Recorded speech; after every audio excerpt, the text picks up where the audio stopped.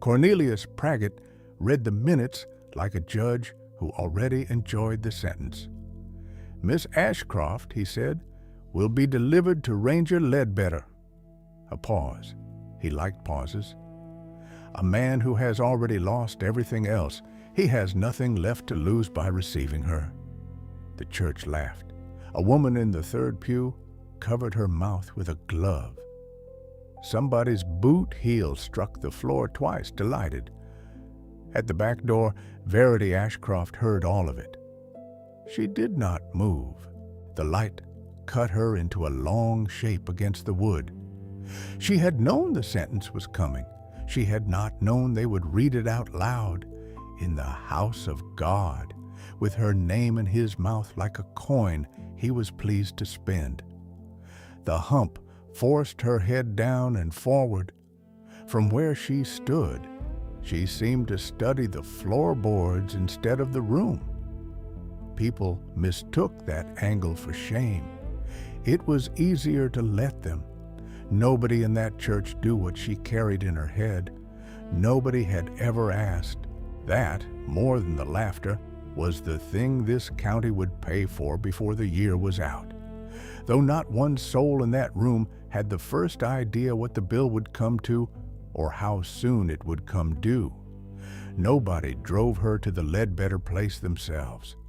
The committee hired a wagon and a driver who said nothing past the first mile, just the ruts, the creek, the dust settling back into the road behind them like it had never been disturbed at all. She watched the fence posts go by and counted them the way her father had taught her to count distances in the field.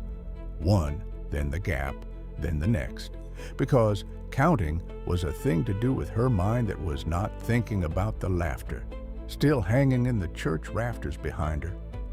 By the time they hit the cattle guard at the edge of Thad's land, the sun had gone the color of a bruise healing. She carried one bundle, small enough to hold in one arm. Inside it, wrapped twice in flour sack cloth, rode her father's field ledger. Leather gone soft at the corners, his hand cramped into every margin. The writing of a man who never trusted himself with paper, so he filled every inch of it twice. Thaddeus Ledbetter came out onto the porch already ashamed of himself. He had said yes to this the way a starving man says yes to a plate he did not order. He needed hands in the house. He had none left to hire. Pride, too, was gone, spent already, back when he still had a badge to spend it on. The county had decided, without asking him, that a discarded ranger and a discarded woman made a fair trade. He did not look at her straight on, not cruelty. Looking meant deciding what he thought of her, and he had run clean out of opinions he trusted. "Room's in the back," he said. "Ain't much." 2 words at a time. That was all he had left in him. He carried her bundle to the door himself, the one decent thing still available to him. He did not ask what was inside it, did not want to know what a woman carried when the whole county had already told her she carried nothing worth keeping. She took the bundle back from him at the threshold. No word, no apology. The room he'd given her held a narrow bed, a washstand with a chipped bowl, a window that looked out on nothing but the corral fence, the kind of room a man keeps for hired help, not for a wife. They both understood which one this was without either of them saying it. That night, before she so much as unpacked a hairpin, she knelt by the bed frame and pushed the ledger into the dark between the floor and the ropes. Quick, practiced, the way another woman might hide a knife under a pillow, done before anyone could ask why. Thad ate alone at the kitchen table. He had eaten alone since the battalion took his badge and left him the shame in its place. 2 plates on the shelf, one in use, He heard her moving in the back room, the soft drag of the bundle across the floor, then nothing, a long nothing, the kind that meant she was listening too. None of his business, he told himself. What a crippled woman kept close at night was hers to keep. He had his own paper to worry about. Sitting on the table's far corner, delivered that afternoon by a writer from the county seat. Seal already broken. The writer had read it first. Wanted Thad to know that he had. He turned the letter over twice before he opened it. Slow. The way a man handles something he already suspects will hurt him. The clerk's hand was neat, official, foreign as another language entirely. Survey, boundary correction, chain of title. Words sitting in rows he could sound out one at a time. Understand together, not at all. He had never needed to read his father's old survey. His father had read it for him once and told him it was settled. 35 miles of grass, clean and clear. The last whole thing the old man left behind that nobody could argue over. Now some company he had never heard of wanted the county to look at it again. Thad set the letter flat on the table, smoothed it once with the side of his hand, the way he used to smooth a saddle blanket before a long ride, back when his hands still knew what they were for. He did not light the lamp. He sat in the dark a long while, staring at words he could not read, as if looking long enough might make the shapes confess what they meant. The clock on the shelf ticked through it. The coffee went cold beside his elbow, untouched. Somewhere behind the wall in a room he had given her out of pity and nothing more, the one person in Menard County who could have told him exactly what those words meant lay awake too, listening to him, not sleep, saying nothing, because nobody in her whole life had ever thought to ask. The county had certainty about what it was looking at. The county, as always, had not read closely enough. Thad tried the letter again in the morning. Better light, he told himself. Cleared head.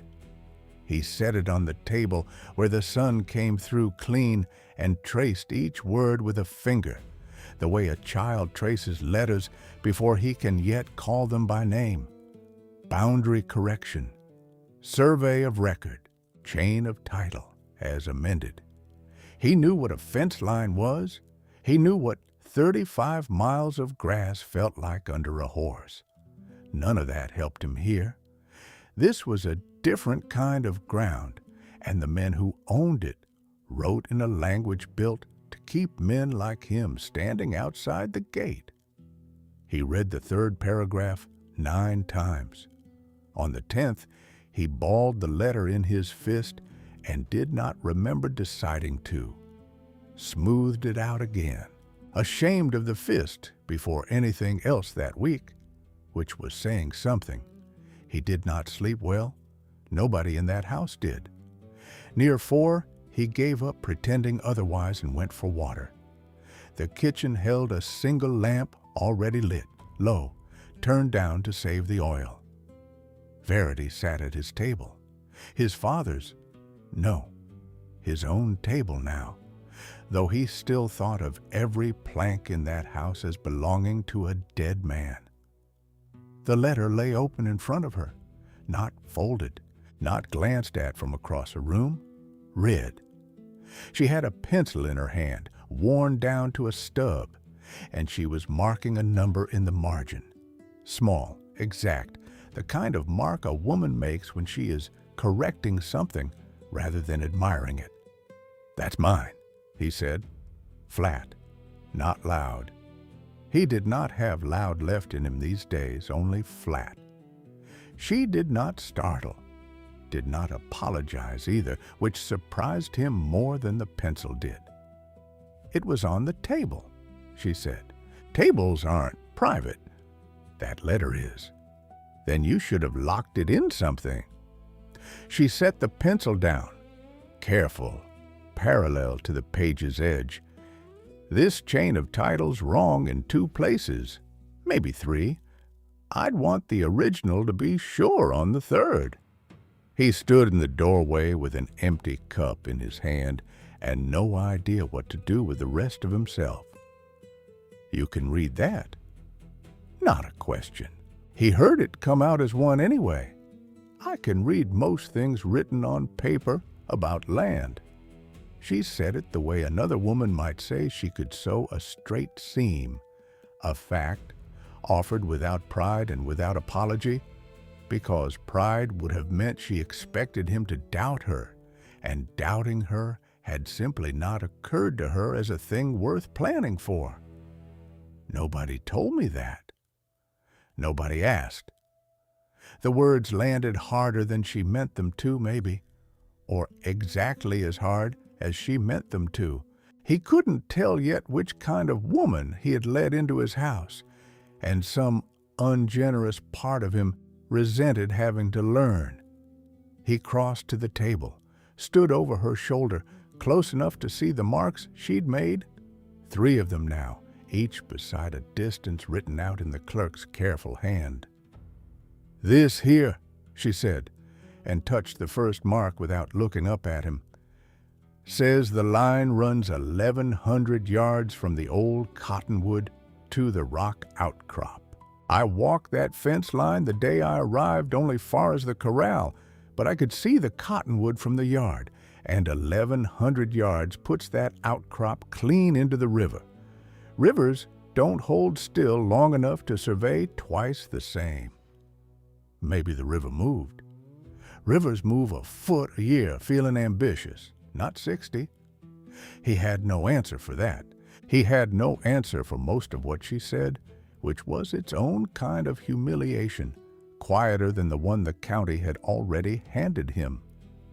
"Second mark," she went on, unbothered by his silence, "is a witness name on the amendment. Older man, signs like his hand shook some. Third mark I can't be sure of without the original filed at the county seat. This is a copy, and copies lie easier than the paper they're copied from. You're saying somebody changed my father's land on purpose. I'm saying somebody changed 6 words that changed 1,100 yards. Whether that was on purpose is a question for a man with a badge, not a woman with a pencil. He had had a badge. He did not say so. She had not asked, which he noticed, the way a man notices the absence of a stone in his boot, only once it's gone. How do you know a hand that shook from a hand that's steady? My father taught land clerks' hands to me the way other fathers teach their daughters hymns. I know 6 kinds of shake: age, drink, cold, fear, haste, lying. She glanced at the amendment again. This one isn't old and it isn't cold in here. The lamp guttered once, low on oil, and neither of them moved to trim it. "Where'd you learn all this?" he said. Not quite gentle, not quite anything yet. Committee never said a word about it. The committee didn't ask what I knew, only what I looked like, and whether anybody in the county would miss me if I went. She said it without a flinch, the sentence worn smooth from carrying it a long while already. My father surveyed this county for 11 years before the drink took the rest of him. He taught me the same day he taught the men who apprenticed under him, only he taught me at night, at the kitchen table, so nobody in town would see a crippled girl doing a surveyor's sums and start talking. Thad set the empty cup down. It rang once against the wood, too loud in the small room. "You hid it." "I hid all of it, every year of it." She looked up at him then, first time since he come in, and her eyes held no plea in them at all, which unsettled him more than tears would have. "You hid a badge's worth of shame in a back room and called it modesty. I hid a whole education under a bed and called it sense. Neither of us invented the hiding, Mr. Ledbetter. The county taught us both. He had nothing to say to that. He pulled out the second chair, the one that had sat empty since his father's funeral, used now only to hold coats, and sat across from her instead of standing over her, which felt obscurely like the first fair thing either of them had done since she'd stepped off that wagon. "Show me the rest," he said. She turned the letter so it faced him square, though he still couldn't read half of it, and began again from the top, slower this time, translating the clerk's cold language into the plain words a rancher used for grass and water, and the difference between a line that held and a line some stranger had decided to move. Somewhere past the second paragraph, she stopped mid-sentence, went still in a way that had nothing to do with the pencil. "This hand," she said, quiet now, almost to herself. "I've seen this hand before. Same slant on the capital letters. Same habit of crossing a T too far to the right."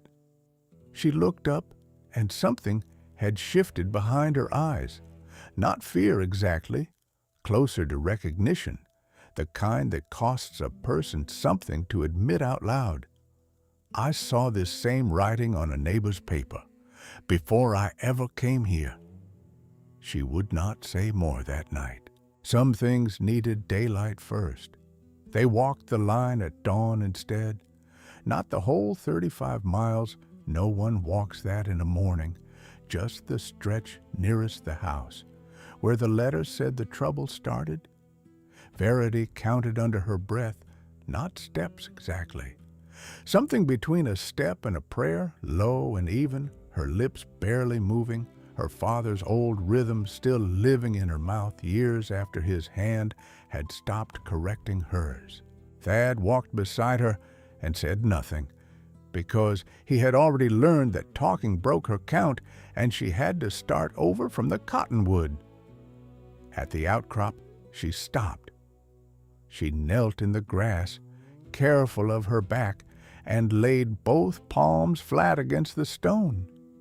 Still a moment, the way a hand goes still over a wound to feel how deep it runs, reading something in the grain of it that he couldn't see. "This rock's been here longer than the county," she said, "but this mark on it hasn't." She showed him a chisel line, thin, clean-edged, not weathered gray like the rest of the stone, new rock under old moss, the moss cut through and not yet grown back over the cut. Somebody set this a year ago, maybe less. Set it or moved it? Set it. No drag mark, no old hole filled in beside it. She sat back on her heels. Somebody carried a fresh marker out here and called it original. That's harder than line on a paper. Paper only needs ink. Stone needs a chisel and nerve. Thad crouched beside her, close enough now that the county would have had plenty to say about it had the county been watching. Nobody was. That was its own kind of mercy. Who'd have the nerve? A man who's done it 5 times already, never once answered for it. She said it plain. No heat yet, but the heat was coming. He could hear it building under the calm, the way weather builds behind a still morning. 3 days they were at it, marker to marker, cottonwood to fence corner to the dry wash and back. Verity's pencil going soft at the tip. Thad's boots were in a new path in grass that hadn't been walked since his father's time. On the second day, Ezra Voss saw them from his own fence line and didn't wave. "Rangers keepin' strange company," he said to another man loud enough to carry, the way men do when they want the words to land without having to own the throwing of them. Thad had heard worse said about himself in the last year. He had also, in the last year, learned to duck his head at worse. He didn't duck it now. "She's reading my father's land better than I ever could," he said back just as loud, and kept walking. It cost him something to say it. Not sharp yet. Just a heat building, the way a boot rubs a blister before it breaks skin. He said it anyway. Verity didn't look up from her count, but her shoulders came down half an inch, the hump settling into something less braced than it had been a moment before, and neither of them named what had just happened between them, because naming it would have made it a thing that could be taken back. By the third day, she'd started asking around, careful, apologetic in a way that cost her more than the walking did. The Hollis place, the Kendricks, old Mrs. Prentice, who still had her husband's papers in a trunk, though he'd been 4 years in the ground. Verity asked each of them the same small favor. Could she borrow the survey just to look, just for a night? She'd bring it back clean and folded the way she found it. 3 said yes. Mrs. Prentice cried a little saying it, though she didn't say why, and Verity didn't ask. She carried the borrowed papers home against her chest, under her shawl, the same way she'd carried her father's ledger off the wagon that first day.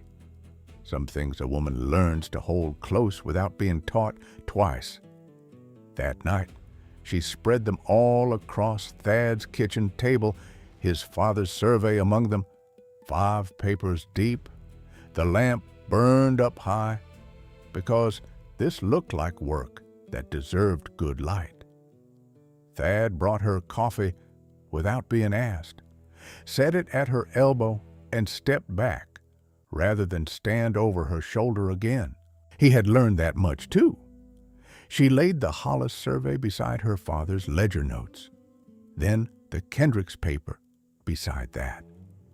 Her finger moved down each column of figures, the same small correcting motion from 3 nights before. Faster now, sure of itself, the way a hand gets sure of a needle after enough seams. Same clerk, she said, of the second paper. Then, over the third, same clerk. She reached for the fourth. Mrs. Prentice's, the ink gone brown with age at the edges. Her hand stopped an inch above the page. She was looking at the lines now, not the words. 4 surveys laid edge to edge under the lamp. Hollis, Kendricks, Prentice, Thad's father's, and every deeded boundary among them bent the same direction, toward the same stretch of river, like iron filings drawn toward something none of them could see yet, but all of them clearly felt. She didn't finish what she'd started to say. The sentence just stopped, mid-breath. Her lips parted around a word that never came, because some part of her had already done the arithmetic before her mouth caught up to it, and the answer was larger than a kitchen table was built to hold. She set Mrs. Prentice's paper down without finishing the sentence she'd started. Thad watched her hand move instead of her face. The hand told him more than the eyes ever would. Her own father's ledger notes lay beside them all, not a survey itself. The map that explained the other 4, the leather cover holding the lamp's light like something oiled. Every line bent the same direction, toward the river. 6 degrees, 7, never more than 10. Small enough that a man walking his own fence would never feel the difference under his boots. Large enough, added up over 4 deeds, to swallow a creek bottom whole. 6 degrees, she said, then 7, then 6 again. She touched her father's ledger last. His is 9.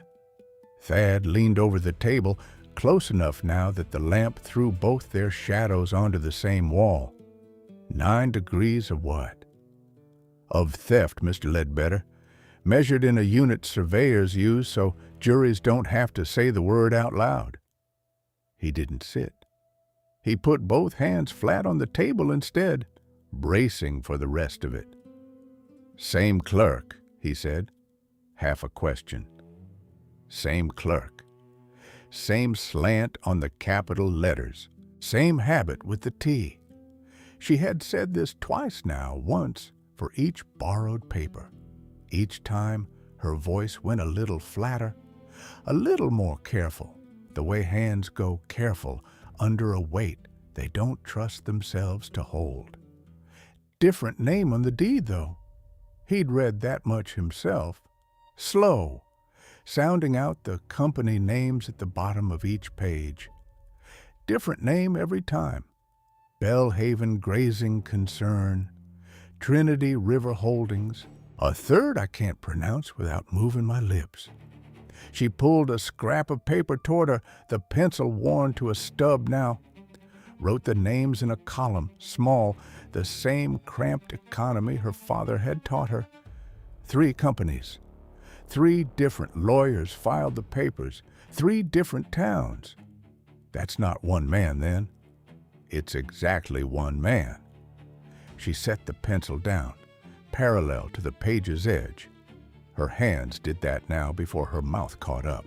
A man smart enough to know that 4 deeds under one name draws a sheriff. 3 names under one river doesn't draw anybody, not until somebody lays them side by side. Thad said nothing for the length of it, taking him to understand what she meant. Long enough that the lamp needed trimming, and neither of them trimmed it. Who signs for all 3? She turned the ledger to the last page.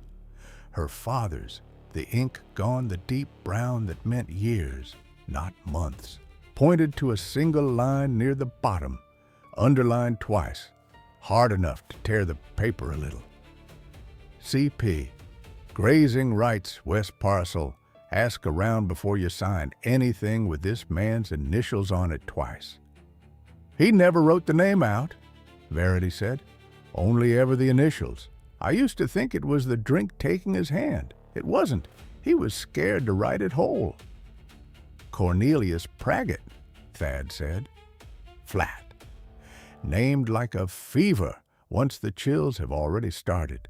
Owns half the grazing paper in this county, every church committee that ever needed a rich man's name on the letterhead. The same committee that delivered me to your porch. Neither of them said the rest of it out loud. They didn't need to. The room said it for them. 4 surveys spread flat under one lamp, everyone bent toward the same water. The man who'd sent the crippled woman as a joke was the same man who'd been sliding fence lines toward that river since before she was old enough to read one. Yours is one of the 4, Verity said. I almost didn't see it as theft at all the first night.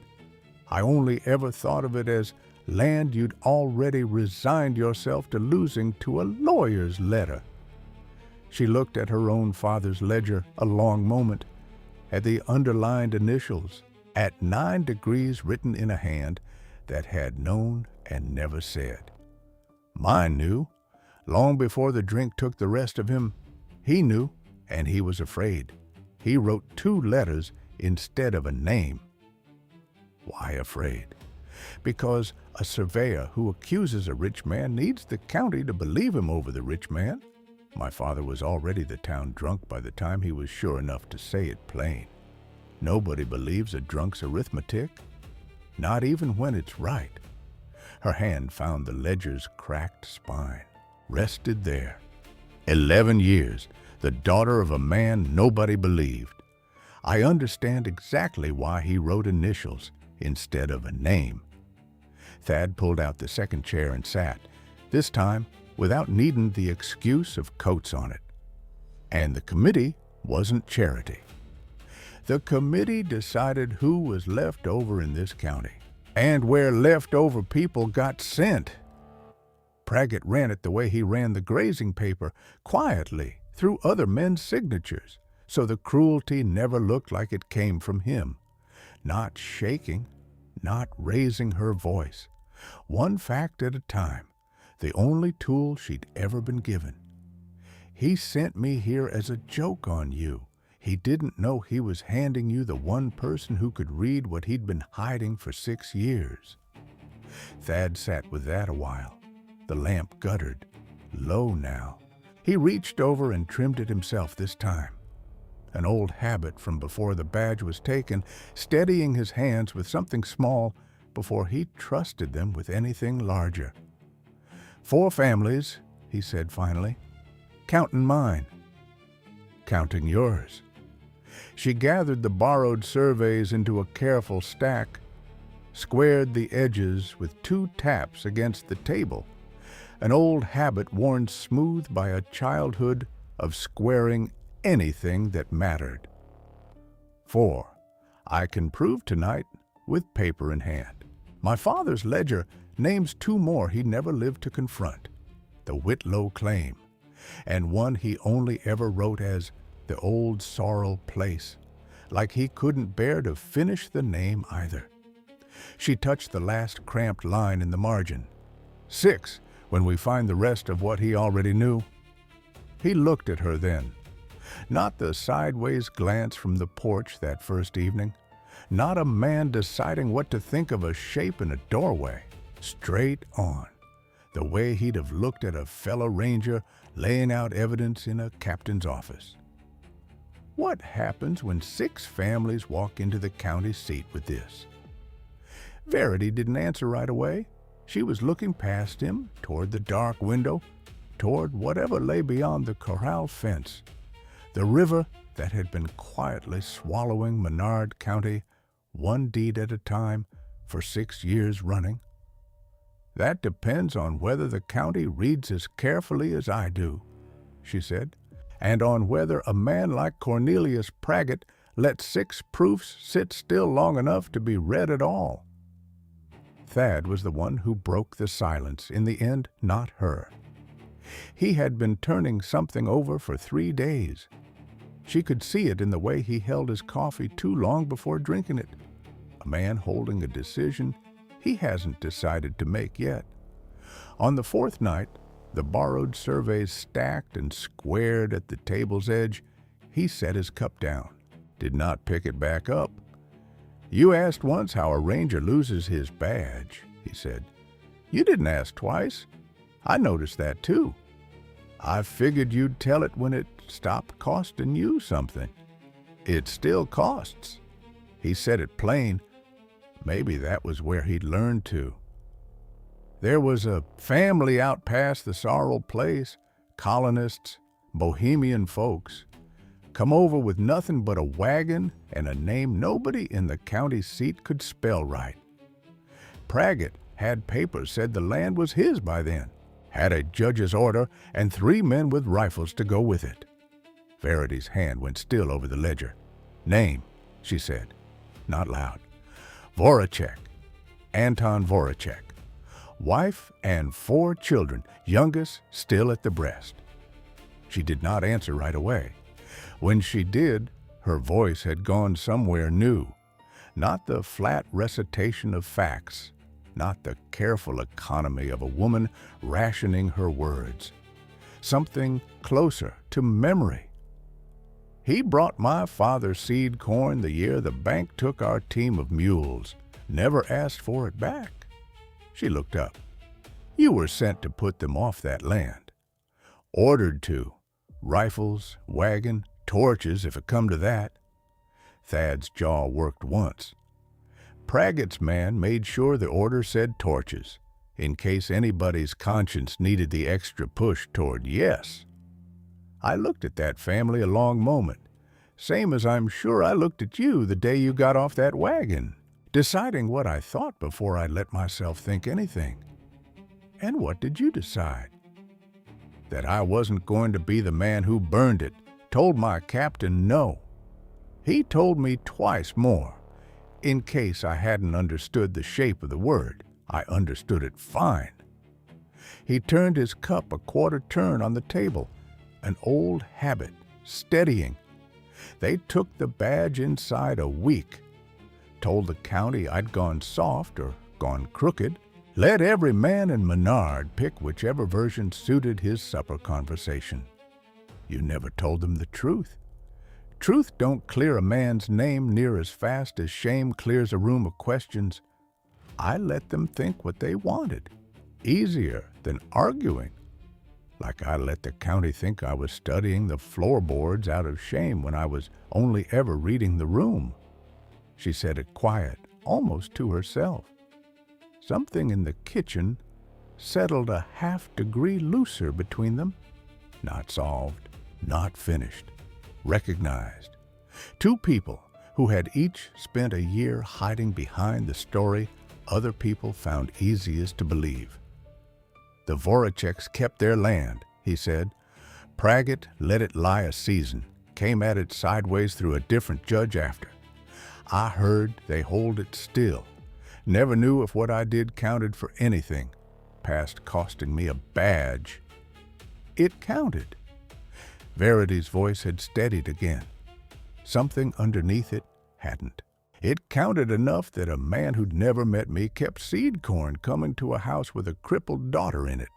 11 years. Because once, somebody didn't look at him like bohemian trash with a wagon. People remember who didn't do the cruel thing when the cruel thing was easy and paid for. Ezra Voss came by 2 mornings later, wanting to borrow a plow blade. Stood in the yard a good while, working up to the real reason. He wanted to see for himself what the county was saying about the ranger and the crippled woman. Miss Ashcroft, Thad said, before Voss had gotten past his own hemming, found the marker Praggett's man planted out past the cottonwood, found 4 more like it besides. You'll want to hear what she's got, come the county meeting. He said her name the way a man says a rank, flat, factual, meant to be heard by whoever else stood close enough to hear it, not a kindness offered quiet, where it could be denied later. Loud enough that Voss's wife, hanging wash 2 yards over, heard it too. She stopped pinning long enough to look over the fence line at the woman she'd been calling the committee's leftover since the wagon first came through. Verity did not look up from the harness she was mending. Her hands went still a moment over the leather. Something had landed that her face wasn't ready to answer yet.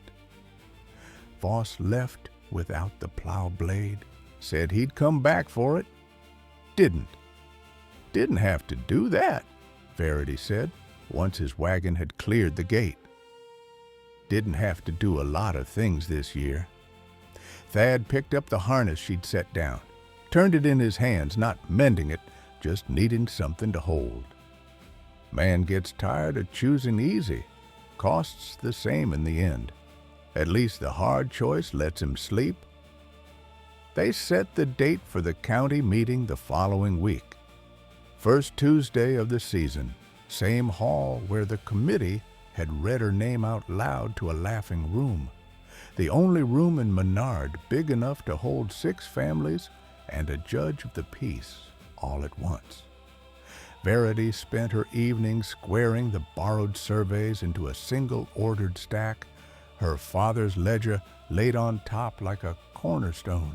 For the first time since the wagon ride out, she let herself imagine the room going quiet for a different reason than laughter. Thad rode to the Voracek place himself to ask would they stand up and speak the name Praggett's man had put on their old order. Anton Voracek gripped his hand a long moment at the gate, said he'd bring the whole family, torches or no torches, this time. The night before the meeting, neither of them slept easy. For once, it wasn't dread keeping them up. Verity sat late at the kitchen table, tying the last loose survey into the stack with a length of twine. The lamp burned low and gold across her father's ledger. Near midnight, Thad went out to check the horses one last time before turning in. A habit older than the badge he'd lost. He stood a moment at the corral fence, looking toward the barn. Something moved along its far wall that had no business moving at that hour. A shape low and quick against the dark, gone before he could call out a name to it. It left behind nothing but a boot print in the soft dirt and a smell of coal oil the wind hadn't carried off yet. Thad called out once. No answer came back from the dark by the barn. He crossed the yard at a run anyway, boots skidding on dew-wet grass, and reached the corral fence just as the smell resolved into something he already half knew and did not want to know yet. Coal oil. Fresh enough to still be climbing, he shouted for Verity. She was already awake, had been awake, sitting up in the narrow bed. Some old instinct from a lifetime of listening for trouble before it announced itself. She came out barefoot, ledger clutched to her chest, without thinking, the way another woman might grab a child first and ask questions after. The barn caught before either of them reached it. Not a slow catch, a whole wall of flame at once, orange climbing the old dry timber like it had been waiting all season for permission. The heat hit them 20 yards out. Thad threw an arm up against it, useless, and started for the door anyway. "The papers," Verity said. Not a question. She was already moving. She had kept the 6 surveys in a tin box on the shelf just inside the barn door. Safer there, she'd told him once, than in a house that strangers could walk into uninvited. He'd thought it clever at the time. Neither of them had thought about coal oil. Thad caught her arm before she reached the threshold. "Not worth your life. It's worth 6 families' land." She pulled free, went in low, under the smoke, the way her father must have taught her to move through a room too full of drink to trust standing upright. She came out with the tin box already burning at one corner, threw it clear into the dirt, and stamped it out with her bare heel until the metal cooled enough to touch. Inside, the surveys had gone to ash and curling black lace. 6 months of borrowed trust, burned to nothing in under a minute. She went back for the ledger's twin, the stack of her own notes, the measurements copied fresh in her own hand from 5 different tables. Thad hauled her back by the shoulders, this time hard, before she reached the second threshold. The roof beam came down where she would have been standing. They lost the barn, the stacked surveys, every fresh copy she'd made in 3 weeks of walking fence line to fence line. Her father's ledger survived because she'd never let it out of her arms at all. It rode against her chest through the whole fire, the leather scorched black along one edge, 3 pages inside gone brittle and curled at the corners where the heat had reached them anyway. She did not know until dawn that her own hands were burned, 2 fingers blistered, one badly, from where she'd beaten out a spark that had caught the cover. Neighbors came with buckets past midnight, too late for the barn, in time for the house, which was all that mattered by then. Thad stood at first light in the wet black ruin of it, one boot print pressed clean into the mud by the door, the same print he was near certain that he glimpsed the night before and lost. He said nothing about it to the sheriff who rode out at 7. Nothing proved a boot print belonged to any particular man. He knew anyway. Praggett heard of the fire by breakfast and made the trip to the general store by 9, which told its own story about a man who did not usually rise before 10. He held court at the counter, loud enough for the whole room, Thad and Verity both present to buy what flour the fire hadn't taken. "Terrible thing," Praggett said, not looking terribly moved. "Barns go up dry season, happens every year." He let the room settle before he added the rest. savoring it the way he'd savored the pause before her name in church. Shame about the papers, though. I hear Miss Ashcroft had quite a collection going. Pity paper burned so easy. He smiled at her directly for the first time since the wagon had carried her away. And a crippled woman's word won't hold up in a courtroom worth a lawyer's fee, whatever she claims she read on it beforehand. Judge wants ink. Ink's gone now. The room laughed, smaller than the church laugh, uglier, because this time everyone in it knew exactly what had burned and who'd likely lit it. Verity said nothing. Her blistered hand, wrapped in a strip of Thad's shirt, stayed flat against the counter's edge. Thad went rigid beside her, one hand closing on the counter hard enough to whiten the knuckle. He wanted the badge back in that moment more than he'd wanted anything since the day they took it.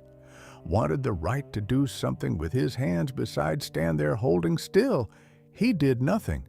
There was nothing yet to do that wouldn't hang him instead of Praggett. They rode home in silence. Verity did not speak the whole way, and Thad had learned enough of her by now to know that her silences carried more than her sentences did. That night, she sat at the kitchen table long after he'd gone to bed, staring at the black ash lace where 6 surveys used to be. Ink's gone now. He wasn't wrong. She had spent 3 weeks proving a theft with paper borrowed on trust, and the paper had answered that trust by turning to nothing in one burning minute. And the man who had ordered the burning had stood in a store this morning and called her word worthless to her face and been laughed at for the pleasure of it. For the first time since the wagon, she let herself believe he might be right. Near 3, unable to hold still with that thought any longer, she lit the stub of a candle instead of the lamp to save what oil remained and drew a fresh line across a scrap of paper too small for the job. Not from the ashes, from her head. The cottonwood first. She still had its exact distance to the outcrop memorized the way she'd once memorized her father's shake kinds cold, drink fear, lying. She wrote the number down clean, no crossing out, and reached for the second mark before the candle had burned another 1/4 inch. Thad found her there past 3, the candle guttering, both her hands moving, the burned one stiff, the other steady, over a single marker redrawn from nothing but memory. "You should be asleep," he said. "I don't need the paper." She didn't look up. "I never did. I only ever needed someone to ask." She finished the second marker before dawn, the third by the rooster's call. Thad sat with her until the candle burned to nothing and the window went gray, then gold. By the time the county gathered the following Tuesday, she had all 6. Not copies, not borrowed paper softened by other men's handling. 6 lines drawn fresh in her own hand. Every distance carried in her head the way her father had once carried it, before the drink took his nerve instead of his knowledge. She rolled them once, careful, tied them with the same twine that had held the burned stack together the night before it wasn't a stack anymore. The hall was full before the judge of the peace took his chair. Same benches, same rafters that held the laughter the morning the committee read her name like a coin worth spending. Anton Voracek sat in the second row with his whole family, the youngest asleep against his wife's shoulder. Old Mrs. Prentice, too, her husband's trunk papers held flat across her knees. Something she'd finally decided was worth carrying into daylight. Cornelius Praggett sat near the front, unbothered. 6 years, and he had never once needed to raise his voice to get what he wanted. Thad stood when the judge called for county business, He did not clear his throat first. He had run out of needing to. "Miss Ashcroft has something the county ought to hear," he said. "I'd ask you to hear it before you decide what you think of her." He said her name flat, the way he'd said it to Voss in the yard, meant to carry. Verity walked to the front of the hall alone. The hump forced her head down and forward, same as it always had, same as the room had once mistaken for shame. She did not correct the angle. She had stopped needing to. She untied the twine, laid the 6 drawings flat across the clerk's table, one at a time, in the order she'd walked them. Hollis, Kendrick's Prentice, the Whitlow claim, the old Sorrel place, her own father's parcel, her father's ledger set last, atop them all, like a keystone. "These aren't copies," she said. "The copies burned. These I carried in my head. Paper isn't the only place a fact can live, and a man who burns paper has never once managed to burn memory." The room had gone quiet in a way it hadn't been quiet since the laughing. A different silence. Attentive. She went marker to marker. 6 degrees on the Hollis line, 7 on the Kendricks, 8 on the Prentice parcel, 7 again on the Whitlow claim, 6 on the Sorrel place. Her own father's parcel bent 9.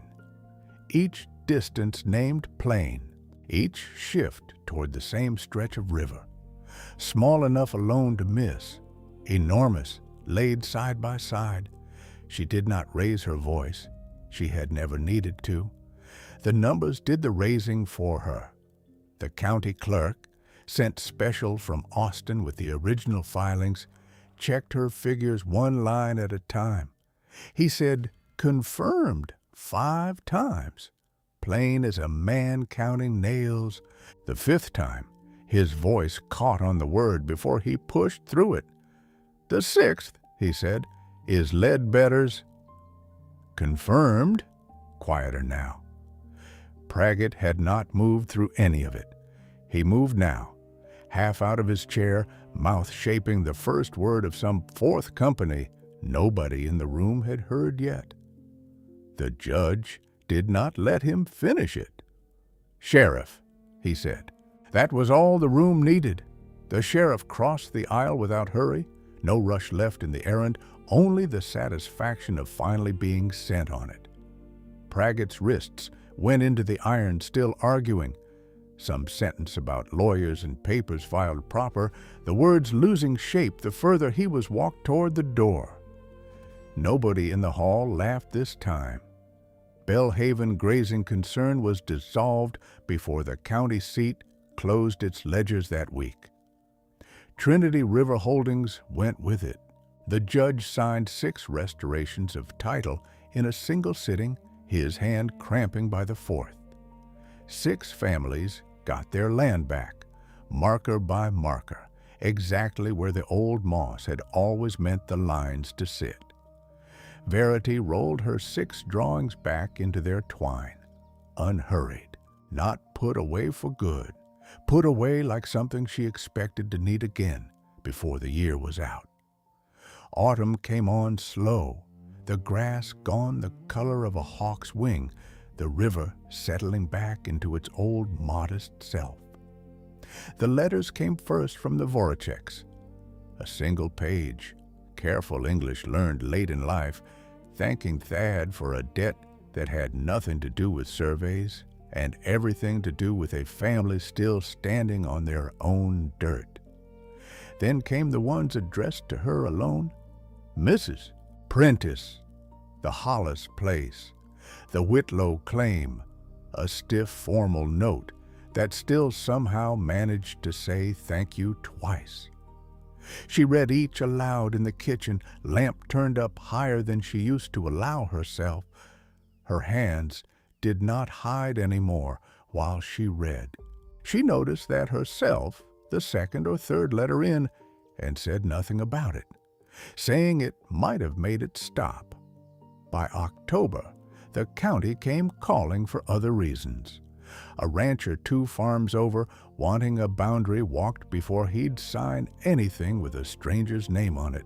Then the county clerk himself, hat in hand, read about the ears, asking would she consider standing as the county's own recorded witness on future surveys. Paid. Official. Her name entered in the record book beside the judge's. She said she'd think on it. She had already decided. Some answers deserved a night's sleep first, out of respect, not doubt. Thad found her on the porch. The evening frost first silvered the corral rails. The ledger rested on his knees. Her father's restored, scorched edge, trimmed clean, set into a plain wood frame that fit no other book in the house. He'd built it himself. Evenings, after she'd gone to bed, said nothing about it until it was done. "Your father kept 2 letters instead of a name," he said, "because nobody would have believed a drunk's arithmetic even when it was right." He turned the frame so the lamp caught the leather through the glass. "The county clerk wants your whole name in his book now. Wants to know will you sign as the official witness on every land question this county's got left to settle." He held it out to her, not like a gift, like a question a man asks when he already half knows the weight of getting it wrong.